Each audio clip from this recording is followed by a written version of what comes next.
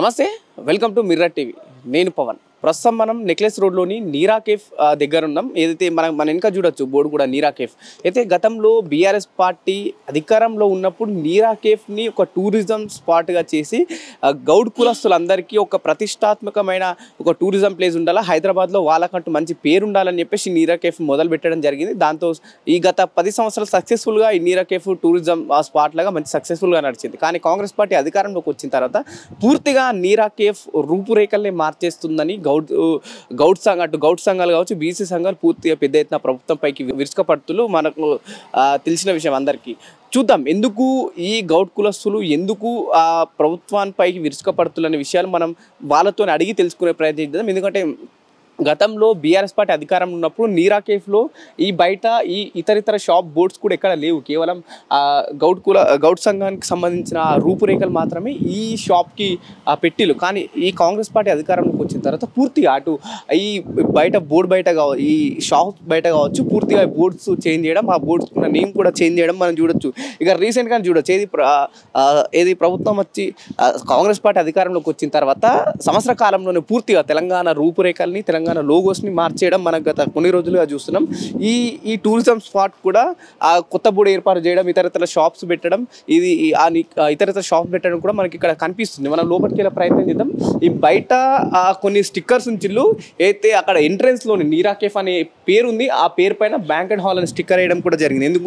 ఎందుకు వేసిళ్ళు యాక్చువల్లీ నీరా కేఫ్ అనేది ఎందుకు అది పూర్తిగా క్లోజ్ చేయాల్సి వస్తుంది, ఎందుకు క్లోజ్ చేయాలనుకుంటే ప్రభుత్వం దీనివల్ల ఏమైనా ఎఫెక్ట్ అవుతుందా లేకుంటే ఏమైనా ఇబ్బంది కలుగుతుందా ప్రభుత్వానికి అనే విషయాలు ఒకసారి వాళ్ళని కనుక్కునే ప్రయత్నం చేద్దాం. మనం లోపల కూడా వెళ్దాం. ఇంకా ఎందుకంటే చాలా మనం గతంలో చూసాం ఇక్కడైతే లోపట్లో ఈ స్టిక్కర్స్ ఉంటున్నాయి గోడలకు. లోపల చూస్తుంటే గతంలో బీఆర్ఎస్ పార్టీ అధికారం గతంలో పూర్తిగా ఈ వైట్ గోడలు కానీ ఈ గౌడ్ కులకు అటు తాడి చెట్లు కావచ్చు, ఇతర చెట్లు రకరకాల ఆ కులానికి సంబంధించిన స్టిక్కర్స్ ఉంటాయి. కానీ ప్రభుత్వం వచ్చిన తర్వాత పూర్తిగా ఈ స్టిక్కర్స్ తీసేసి ఈ షాప్స్ పేరు పెట్టడం జరిగింది. అందుకు ఇక్కడ పూర్తిగా గౌడ్స్ దాన్ని వ్యతిరేకిస్తుంది. ఎందుకు మా అస్తిత్వం పైన దెబ్బ కొడుతుంది, పూర్తిగా తెలంగాణ రూపురేఖలు ఎందుకు మార్చేస్తుంది అని చెప్పేసి ఒకవైపు ఈ సంఘాలన్నీ వాళ్ళపైకి విరుచుకపడే ఆ ప్రయత్నం జరుగుతుంది. మనం మనతో పాటు ఇంకా చాలా పెద్దలు ఉన్నారు, మాట్లాడే ప్రయత్నం. గతంలో పూర్తిగా ఈ ఇంగ్లీష్ స్టిక్కర్స్ కాకుండా మన తెలంగాణకు సంబంధించి సాంప్రదాయ స్టిక్కర్స్ ఉంటాయి ప్రత్యేకంగా గౌడ్కి సంబంధించి. ఎందుకు పూర్తిగా తీసేయాల్సి వస్తుంది, ప్రభుత్వానికి మన నష్టం కలుగుతుందా ఈ కుల సంఘాలుగా లేకపోతే ఈ తాడి చెట్ల స్టిక్కర్స్ తీసేస్తే? ఇవాళ రాష్ట్రంలో గౌళ్ళ ప్రాతినిధ్యం 30 లక్షలు ఉన్న జనాభాని 16 లక్షలు చూపించడం మా అస్తిత్వాన్నే కాదు మా సంఖ్యను తగ్గించడమే కనపడతా ఉంది. రెండో విషయం ఏంటంటే 20 కోట్లు పెట్టుకొని గౌళ్ళ ఆత్మగౌరవం కోసం హైదరాబాద్ నడబడున మా ఆత్మగౌరవం భవనంగా మా కులవృత్తి ఇంత గొప్పగా నీరాగా ఉంటుందని చెప్పడానికి, దీని మీద 2,25,000 మంది దీని మీద ఆధారపడి బతకడానికి 5,350 సొసైటీలు, 4,732 టీఎఫ్టీలు, అన్ని ప్రాంతాల్లో కూడా ఇలాంటి నీరా కేఫ్లు అన్ని గ్రామాల్లో రావాలని చెప్పేసి కట్టిన నీరా కేఫ్ అవుతుందో దానికి సంబంధించిన ఎక్కడ కూడా నీరా లేకుండా ప్రైవేటు వ్యక్తుల చేతులు అప్పచెప్పి దీన్ని అంగట్లో సరుకులాగా మా ఆత్మగౌరవాన్ని మా అస్తిత్వాన్ని దెబ్బతీసే కుట్ర జరుగుతుంది అనేది మేము భావిస్తాం. మరోసారి ప్రభుత్వానికి చెప్పండి, నీరా అంటే ఏంటి ఎక్స్ప్లెనేషన్ ఇవ్వండి ఒకసారి ప్రభుత్వానికి. నీరా అంటే చెట్టు ప్రకృతి నుంచి సహజ సిద్ధమైన పానీయము. చెట్టు గొల నుంచి గీస్తే వచ్చే బొట్టు చుక్క ఏదైతున్నదో అదే నీరా. అట్లాంటి స్వచ్ఛమైన నీరాను తీసుకొచ్చి ప్రజల ఆనందానికి ఆరోగ్యానికి దీన్ని తీసుకురావడం కాకుండా సేవిస్తే తాగితే జాండీసు, క్యాన్సరు, రకరకాల వ్యాధులు నయమవుతాయని చెప్పి ఒకవైపు సైంటిస్టులు చెప్తున్నారు, శాస్త్రవేత్తలు చెప్తున్నారు, డాక్టర్లు చెప్తున్నారు. ఆరోగ్యకరమైన హెల్తీ డ్రింకు. దీని మీద ఈ గౌడ కులానికి సంబంధించిన వాళ్ళు కూడా ఆర్థికంగా నిలదొక్కోవడానికి ఒక ఉపయోగపడే ప్రాజెక్ట్ ఇది. మనం ఇక్కడ స్టిక్కర్ కూడా చూడొచ్చు. పూర్తిగా గతంలో అయితే ముందు కనిపించింది నీరా కేఫ్ అనేది. ఇప్పుడు ఆ ముందు నుంచి బ్యాంకెట్ హాల్ స్టిక్కర్ వేసి వెనుక నుంచి అంటే పూర్తిగా నీరా కేఫ్ అని క్లోజ్ చేయడం జరుగుతుంది. అంటే ఈ నీరా కేఫ్ని క్లోజ్ చేసే ప్రయత్నం కనిపిస్తుందా లేకుంటే కేవలం స్టిక్కర్స్తో వాళ్ళకి నచ్చిన స్టిక్కర్స్ వేసుకుందామని ఏమైనా ప్లాన్లో ఉన్నారా? మీరు నీరా స్టిక్కర్లే కాదు, తాడి చెట్టు ఎక్కే మనిషి గౌడన్న అవుతుండో ఆయన ఉనికి ఏదైతుందో ఆ మనిషిని బొమ్మలు కూడా తీసేశారు. ఒకటే బొమ్మ పెట్టారు, 6 బొమ్మలు ఉండాలి ఇక్కడ. మనిషి బొమ్మ మా వృత్తి కళారూపాలు ఎట్లా ఉంటాయో, సంస్కృతి ఎట్లా ఉంటుందో దాన్ని కూడా తీసేసే ప్రయత్నం చేస్తూ ఉన్నారు.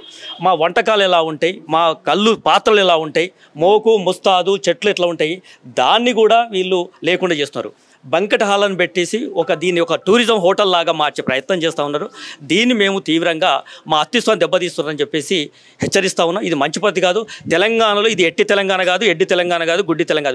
తెలంగాణ అంటే మనుషులు, మట్టి మనుషులు, మహాజనులు, అందులో గౌడ సమాజం అత్యధిక జనాభా కలిగిన కులము.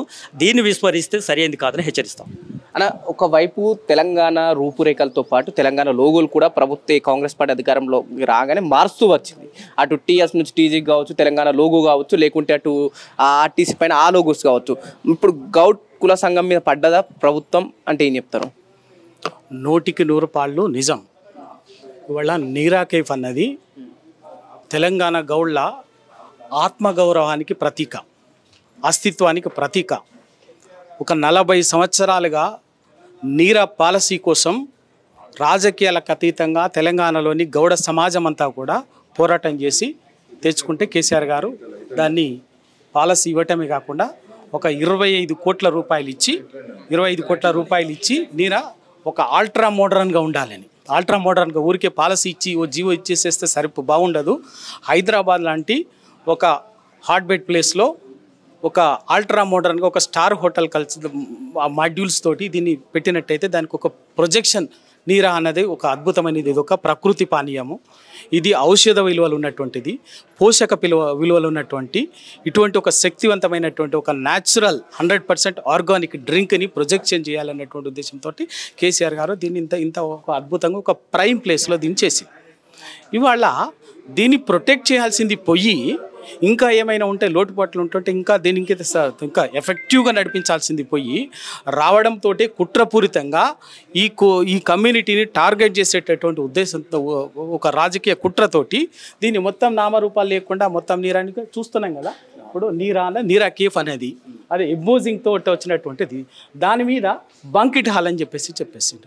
ఇక్కడ మొత్తం చూస్తే కూడా గ్లాసులు తీసేసిండు, విండోస్ తీసేసిండు. దానికి సంబంధించినటువంటి నీరా కేఫ్ అనేటటువంటి ఒక ఆనవాళ్ళని మరి తీసేసి ఇది ఒక షాపింగ్ కాంప్లెక్స్ లాగా, దీంట్లో ఐస్ క్రీమ్ల షాప్ ఉన్నది, దీంట్లో చాక్లెట్ల షాప్ ఉన్నది, దీంట్లో ఇంకా పోతే ఇంకొటువంటి రకరకాల కూల్ డ్రింక్ షాప్ ఉన్నటువంటిదా, అందులో నీరా అనేది ఒక చిన్న అన్నట్టుగా ఒక్కొక్క రాంగ్ ఇంప్రెషన్, రాంగ్ ప్రొజెక్షన్ చేసిండు. బరాబర్ ఈ విషయంలో ఇది మా గౌడ జాతికి సంబంధించినటువంటి అస్తిత్వానికి సంబంధించింది, ఆత్మగౌరవానికి సంబంధించింది, మా ఆనవాళ్లకు సంబంధించింది.